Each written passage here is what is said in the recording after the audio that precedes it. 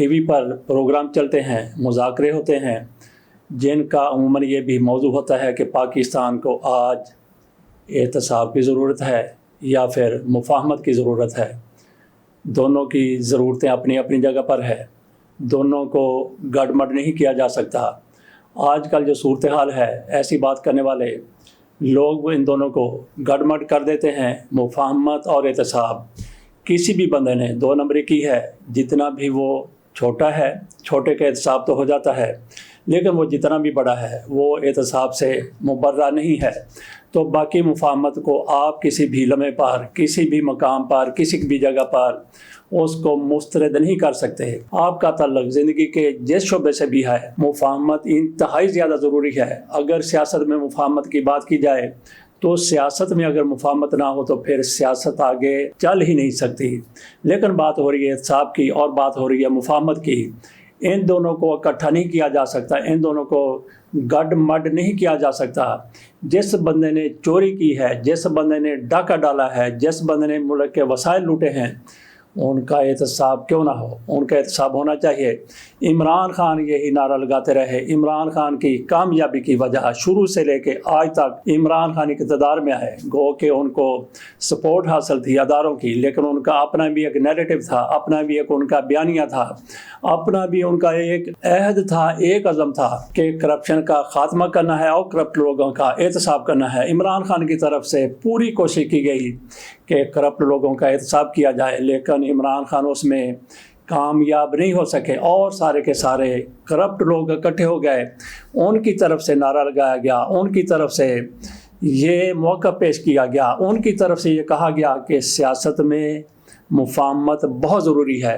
Corrupt لوگوں کے ساتھ کیا مفاہمت ہوتی ہے؟ آپ اچھے لوگ ہیں، سیاست میں اچھے لوگ موجود ہیں، اچھے لوگوں کے ساتھ مفاہمت اور کرپٹ لوگوں کے ساتھ مفاہمت، اور ایسا پاکستان میں ہوا ہے، ہو رہا ہے۔ جیسا کہ پی ڈی ایم کی حکومت میں ساری پارٹیاں، ان میں سے کوئی ایک بھی پارٹی جس پر کرپشن کا الزام نہ ہو، ان کے لیڈروں پر ایک بھی پارٹی ایسی نہیں تھی۔ جماعت اسلامی کی لیڈرشپ پر کرپشن کے الزامات بہت کم ہیں، لیکن وہ پی ڈی ایم کا حصہ نہیں تھی۔ یہ کرپٹ لوگ، ان کی آپس میں مفاہمت اس کا تو کہا جا سکتا ہے، لیکن احتساب انتہائی ضروری ہے۔ عمران خان کی طرف سے یہی نعرہ لگایا گیا تھا کہ کرپشن کا خاتمہ، کرپٹ لوگوں کا احتساب۔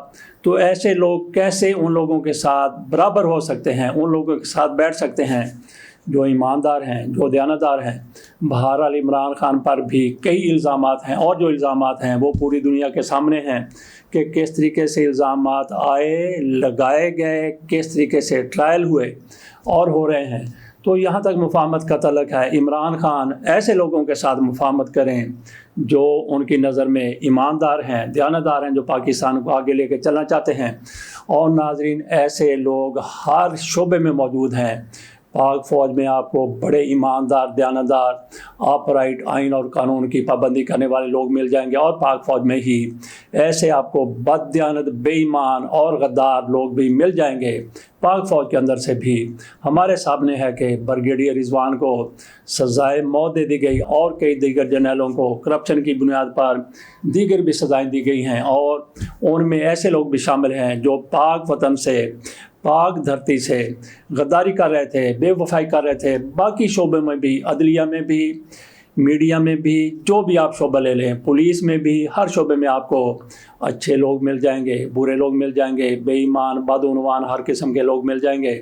تو عمران خان جس طرح سے وہ پاکستان کو آگے لے کے جانا چاہتے تھے، انہوں نے اپنی پوری کوشش کی۔ کچھ لوگ عمران خان کے ساتھ اتفاق کرتے ہیں، کچھ لوگ اتفاق نہیں کرتے۔